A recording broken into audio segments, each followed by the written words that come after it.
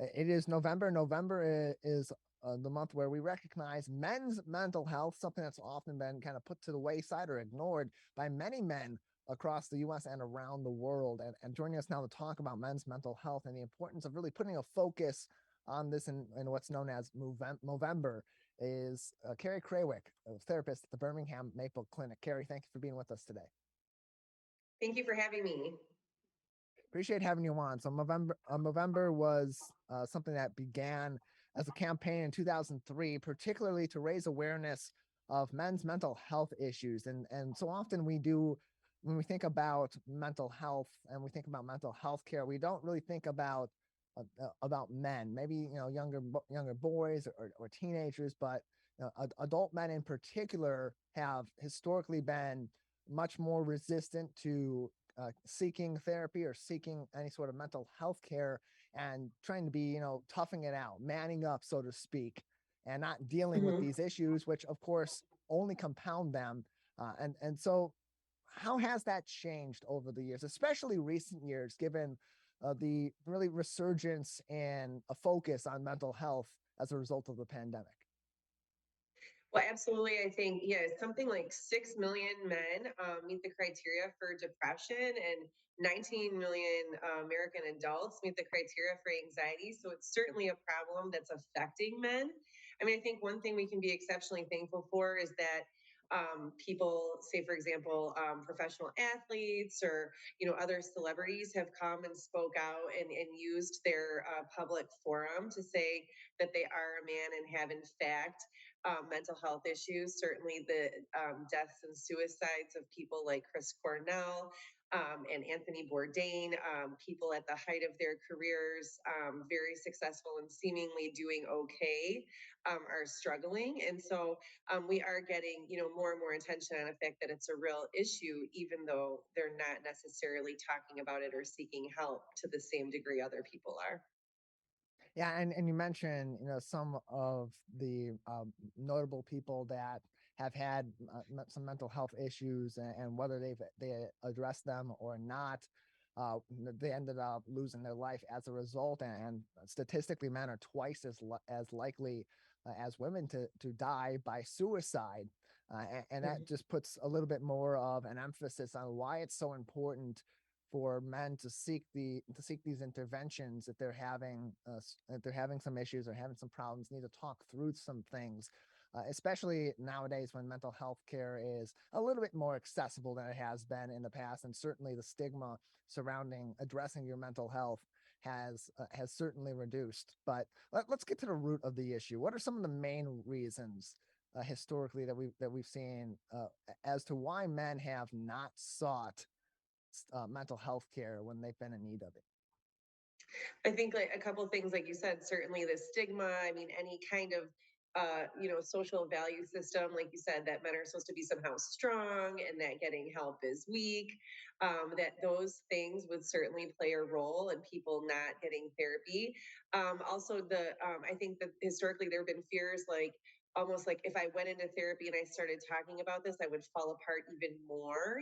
That it would sort of like open the floodgates and I wouldn't be able to, which I think is such a misconception. And also, trained therapists are aware of those fears and kind of help to titrate. We just make little steps at a time, go through little conversations, little topics at a time, and gain the strength and ability to delve into maybe some more deeper historical or traumatic issues, and certainly aren't going to leave someone sort of bleeding on the operating table if that was a fear.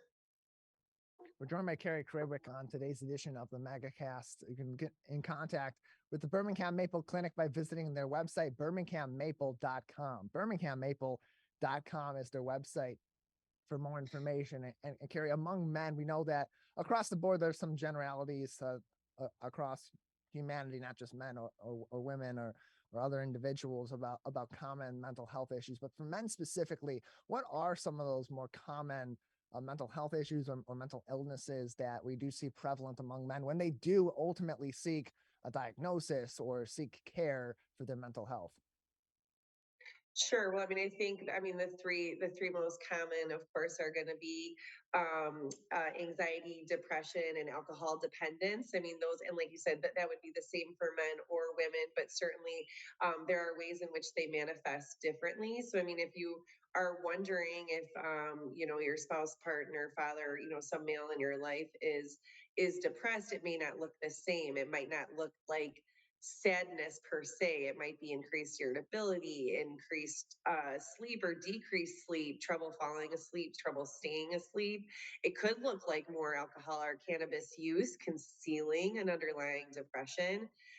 Certainly, things too like panic and anxiety. A high number of men do report feeling panic and anxiety, about certain places or, driving or crowds, especially stuff, since the pandemic, going into certain environments, but they may not be showing those things on the outside. Again, they might compensate by drinking more in those environments or by avoiding them altogether.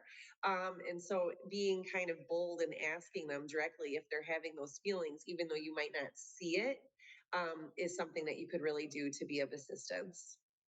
As a therapist, Carrie, is there a difference in your approach or in what is taught throughout the mental health care industry in terms of approaching mental health care and these sort of therapeutic discussions with men versus women?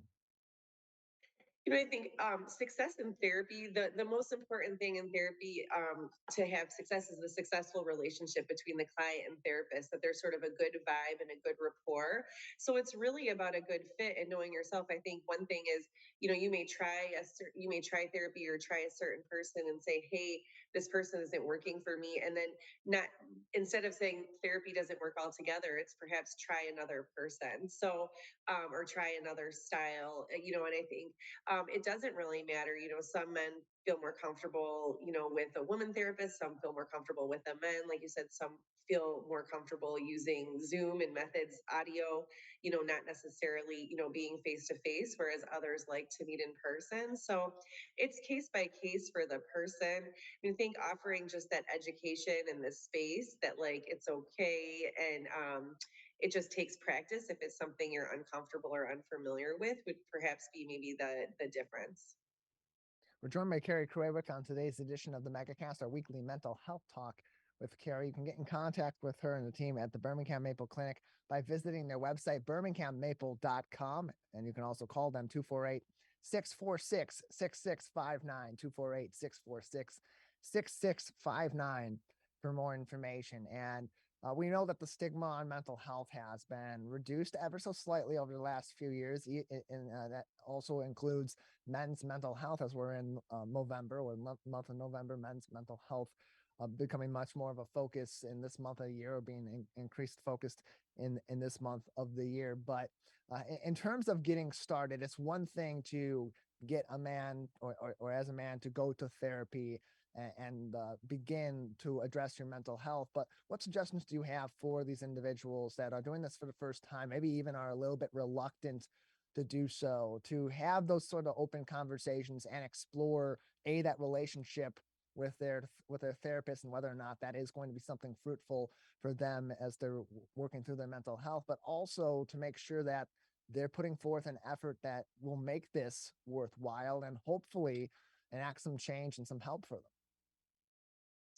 So, you had touched on this before, but like the men that are at the highest risk for suicide are older men, and they're perhaps the most isolated, and maybe have access to lethal means to take their own life, and are the least likely to feel comfortable talking about these things. So, again, really offering the education if you do know of someone, care about someone who is isolated, just offering normalcy to these conversations, either by revealing your own experiences or offering some education of just what that we are, as human beings, you and I have talked about this so many times, we are equipped to handle stress, we are equipped to handle difficult things. What makes it dangerous is when it's prolonged and within the absence of other supportive people. So when we can reach out to someone, we can actually reduce our stress and theirs, which is sort of good for everybody. And it's through those connections that people really find relief and healing. We're joined by Carrie Krawiec on today's edition of the Megacast, our weekly mental health talk with Carrie. You can get in contact with her as well as the entire team at the Birmingham Maple Clinic at birminghammaple.com, as well as 248-646-6659. You can also send them an email for more informational purposes at info@birminghammaple.com. Info@birminghammaple.com for more information. And when someone goes to therapy for the first time, Carrie, how do you as a therapist then address easing them into these conversations, especially if they're new to it, and especially if they seem like is the case with so many men when they're going to therapy for the first time to be a little bit reluctant or maybe even a little bit closed off and not having those conversations? Absolutely. I think one thing to expect is really just getting to know each other, and of course, getting to know anyone is little bits of information at the time. In the beginning, you might just want to know about sort of their routines and their daily life and the things they sort of experience, and then you start to want to learn more about their history, their past relationships, how they grew up, and that these are just almost like the story of their life. You're just going to be learning little bits of it at a time, and certainly, therapists do to try to connect to different parts of the story if they're familiar with certain things or may ask questions about things they don't know more about. They're not trying to hurt or harm you, just trying to get to know you and get to know the things that have impacted your life in the past and the present. Well, Carrie, we appreciate you joining us, talking to us more about men's mental health, as we definitely encourage men to seek that help if they're in need of it, or even if they're not, and they just, it can be a very therapeutic, and two, you can learn a lot about your own behavior and where you are at in terms of your mental health. And just like any other checkup you get medically, it's good to also check in on your mental health as well. And so we encourage men during this month of November to address their mental health with a professional if they're in need, or even if they're not. Carrie, thank you so much for joining us. Thank you.